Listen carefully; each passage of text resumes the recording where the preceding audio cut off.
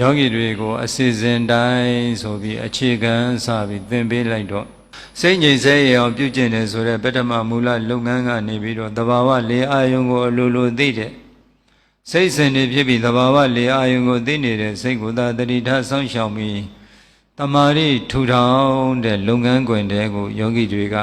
တော်တော်လေးရောက်သွားကြပြီတော်တော်လေးပဲလေအာယုံကိုသိပြီလို့ပြောကြပြီလေနော်အဲ့ဒီတော့သိပြီဆိုတော့ဒုတိယမူလလုပ်ငန်းခွင်နဲ့ဝင်သွားပြီတဲ့အဲ့ဒီသဘာဝလေအာယုံကိုသိနေတာကလည်းစိတ်ပဲတဲ့အဲ့ဒီတော့လေအာယုံနဲ့စိတ်တဲ့ဒီစိတ်ကဘယ်သူနဲ့ပတ်သက်လဲဆိုတော့ဒီလေအာယုံနဲ့ပတ်သက်တဲ့စိတ်ဖြစ်သည့်အတွက်ကြောင့်လေသိစိတ်အဲ့ဒီလေအာယုံကလည်းပဲသဘာဝလေအာယုံပဲသဘာဝလေအာယုံကိုပဲအမြဲအလိုရှိပါတယ်ဆိုရင်သဘာဝလေအာယုံကိုအဓိကမထားပဲမျက်စိမလဲသွားနဲ့နော်သဘာဝလေအာယုံကိုအဓိကမထားပဲအဲ့ဒီသဘာဝလေအာယုံနဲ့ပတ်သက်ဆက်ဆံနေတဲ့လေသိစိတ်ကိုသာအတိမှတ်ပြုပြီးရိုးရိုးသေးသေးတတိထားဆောင်ရှောက်မယ်ဆိုရင်အဲ့ဒီသဘာဝလေအာယုံလေးကအဓိကနေရာမှာပဲယက်တည်နေလိမ့်မယ်ဒါကိုပဲတတိစိတ်သဘာဝလေအဲ့ဒီလိုသမာဓိထူထောင်လိုက်တဲ့အချိန်ခါမှာအတွေ့ထိဏမိတ်တာပွင့်ညသုံးခုကင်းပြီဆိုရင်တော့သမာဓိဖြစ်မယ်အတွေ့လည်းမကင်းသေးဘူးထိဏမိတ်တာလည်းမကင်းဘူးပွင့်ကြမှုလည်းမကင်းသေးဘူးဆိုရင်ဒီသမာဓိကမကောင်းသေးဘူးတခါတလေလည်းပဲအတွေ့ကနှိမ့်ဆက်တယ်တခါတလေလည်းပဲထိဏမိတ်တာကနှိမ့်ဆက်တယ်သမာဓိဆိုလုပ်ငန်းလေးကကောင်းလာပြီဆိုနူးညံ့သိမ်မွေးသွားတဲ့အခါမှာဘဝင်ကြတာလေးကလည်းနှိမ့်ဆက်တယ်ဒီလိုမျိုးရှိတတ်တယ်အဲ့ဒီတော့အတွေးလည်းလွတ်သွားတယ်ထိဏမိတ်တာဘဝင်ကြလည်းလွတ်သွားပြီဆိုရင်မိမိရဲ့စိတ်ကဘယ်မှာရှိနေမလဲဆိုတော့အဲ့ဒီသဘာဝလေအာယုံတစ်ခုတည်းမှာပဲစိတ်ကြရောက်တည်ငြိမ်နေတဲ့တမ္မာသမာဓိဖြစ်သွားလိမ့်မယ်အခြေခံတမ္မာသမာဓိနောက်တနည်းဧကဂတသမာဓိအဲ့ဒီဧကဂတသမာဓိအခန့်အားဖြင့်အထိုင်တိုင်းထိုင်တိုင်း10မိနစ်ရရှိသွားပြီဆိုရင်စာမျက်နှာ18မှာစပြီးတော့စာမျက်နှာ18မှာစပြီးတော့စာပိုက်9လောက်မှာဒိဋ္ဌံပြုတဲ့လုပ်ငန်းခွင်ဆိုတာရှိသွားပြီ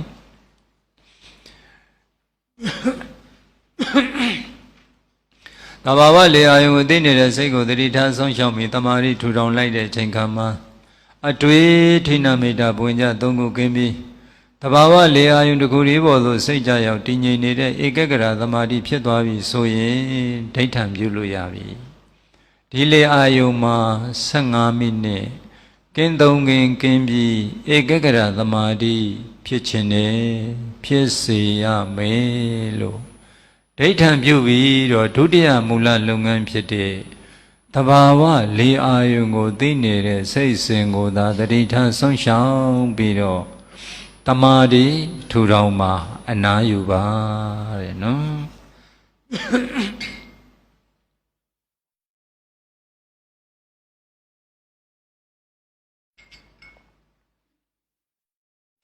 အဲ့ဒါလိုအနာယူလိုက်တဲ့အချိန်ကကြတော့အာထုတ်နေတဲ့ယောဂီသူတော်ကောင်းတွေမှာသူဖြစ်လာမှာဘာတွေဖြစ်လာမလဲအရှိကိုနောက်တစ်ဆင့်သွားဖို့ရအတွက်နော်မဟာသတိပဋ္ဌာန်သုတ်တန်ထဲမှာလာရှိတယ်ရှေးဥပိုင်းကပြောထားတာဖွင့်တဲ့နေ့ကအာနာပါနကမ္မထာရဲ့အရှုခံအာယုံဟာသောတတောဝအတ္တတတိတတောဝပတ္တတတိဝင်သက်လေကိုဖြစ်စေ၏ထွက်သက်လေကိုဖြစ်စေ၏လေအာယုံဒီအာနာပါနကမ္မထာရဲ့အရှုခံအာယုံအဲ့ဒီမဟာသတိပဋ္ဌာန်သုတ်တန်ထဲမှာကိုပဲခြံခဲ့ပြီးတော့နောက်မှပြောမယ်ဆိုပြီးတော့တွေ့ရလိမ့်မယ်စာထဲမှာဒီကံဝါအတ္တတံတော်ဒီကံအတ္တသမိတိပဇာနာတိဒီကံဝါပတ္တတံတော်ဒီကံပတ္တသမိတိပဇာနာတိတဲ့တွေ့ရလိမ့်မယ်နော်ဇယားကွက်ရဲ့အဆုံးလေးမှာသူကဘာပြောတာလဲဆိုတော့ဒီကဆိုတာအရှိသောဆိုတာကဒီကရဲ့ပါဠိရဲ့အ내ပေါ့ရှည်တယ်တဲ့နော်တကယ်လုပ်ငန်းခွင်ကတော့ကာလဒါနဝတေနာအချိန်ကိုပြောပါတယ်တဲ့နှေးတယ်လေကိုဆိုလိုပါတယ်တဲ့ လက်မဖွဲ့ပြီးတော့ပေဖွဲ့ပြီးတော့ဘလောက်ရှည်တယ်ဘလောက်တူတယ်ဆိုတဲ့အတူရှည်ကိုယူတာမဟုတ်ဘူးတဲ့နားလည်မှုလွဲသွားရင်မွန်းကျသွားမယ်မောသွားမယ်ပင်ပန်းသွားမယ်နော်အဲ့ဒီတော့ဒီကအရာနှီးသောဆိုတဲ့စကလုံးလေးစာလုံးလေးစာကိုပဲစကလုံးကိုပဲယူလိုက်ရမယ်နော်သူဘာပြောထားလဲဆိုတော့ဒီက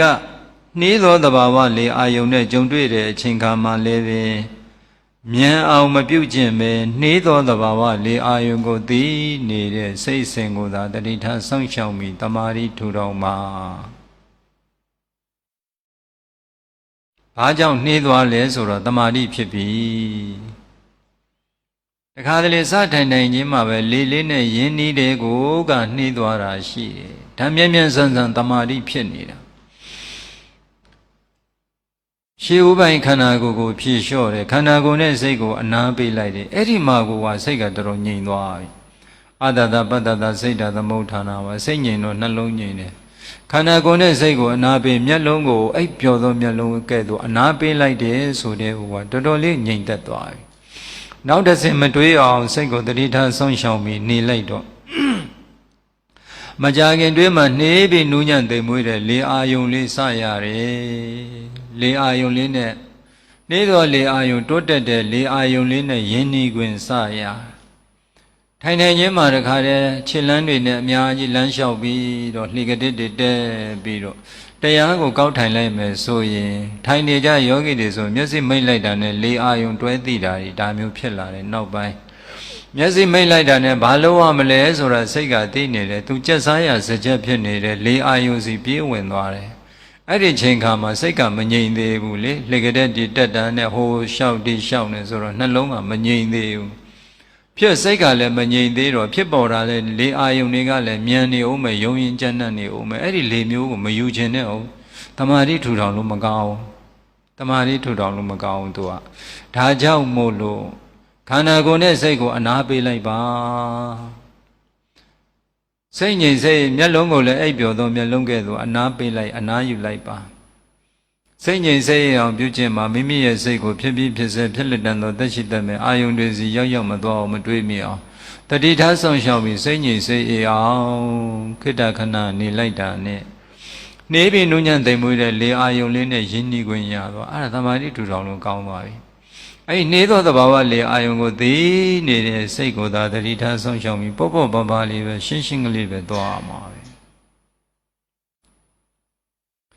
အဲ့ဒီတော့နေသောသဘာဝလေအာယုန်နဲ့ကြုံတွေ့တဲ့အချိန်ခါမှာယောဂီတွေတော်တော်များများတချို့အားမရအောင်မြန်အောင်မဖြစ်ဆွဲရအောင်မြန်အောင်လှုပ်ရှုလိုက်တာမျိုးမလုပ်ရဘူးတဲ့ဒါကြောင့်မို့လို့အမှားကနေသောသဘာဝလေအာယုန်နဲ့ကြုံတွေ့တဲ့အချိန်ခါမှာမြန်အောင်မပြုတ်လုပ်ပေနေသောသဘာဝလေအာယုန်ကိုသိနေတဲ့စိတ်ကိုသာတတိထားစောင့်ရှောက်ပြီးတမာတိထူထောင်ဒါပစ္စုပန်တက်တဲ့ပဲလေသူရှိနေသူအသိ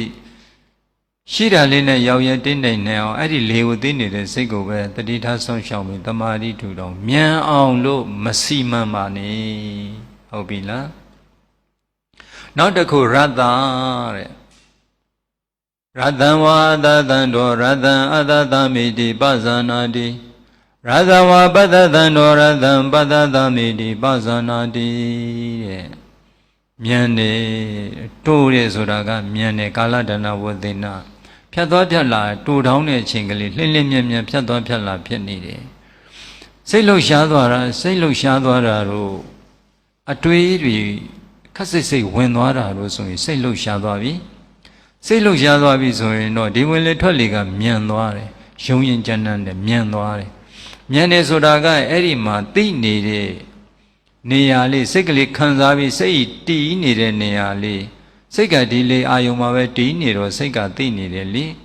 အဲ့ဒီတော့ဖြတ်သွားဖြတ်လာလေးကအဲ့ဒီမှာမြန်နေတယ်မြန်တာကိုပဲတူတယ်ပေတွေလက်မတွေဖွဲ့ပြီးတော့ဘလောက်တူတယ်ဆိုတဲ့အတူမျိုးမဟုတ်ဘူးတဲ့အချိန်ခါဖြတ်သွားဖြတ်လာတဲ့အချိန်ကလေးကတူထောင်းတယ်မြန်နေအဲ့ဒီတော့မြန်သောသဘာဝလေအာယုံလေးနဲ့ကြုံတွေ့ပြီဆိုရင်လေမြန်ရလားဆိုပြီးအသက်အောက်ပြီးနှေးအောင်မစီမံပါနဲ့မောသွားလိမ့်မယ်ပင်ပန်းသွားလိမ့်မယ်ဒါကိုပဲပစ္စုပန်တက် နေသောတဘာမြန်သောတဘာဝလေအာယုန်နဲ့ကြုံတွေ့တဲ့ချိန်ခါမှလည်းပဲနှေးအောင်မစီမံမပြုတ်လို့ပဲမြန်သောတဘာဝလေအာယုန်ကိုသိနေတဲ့စိတ်စဉ်ကိုသာတတိထဆုံးရှောင်ပြီးတော့တမာတိထူထောင်မှာဒါကိုပဲပစ္စုပန်တဲ့သူရှိနေသူအသိဘာကိုသိနေတာလဲမြန်တဲ့လေကိုသိနေတယ်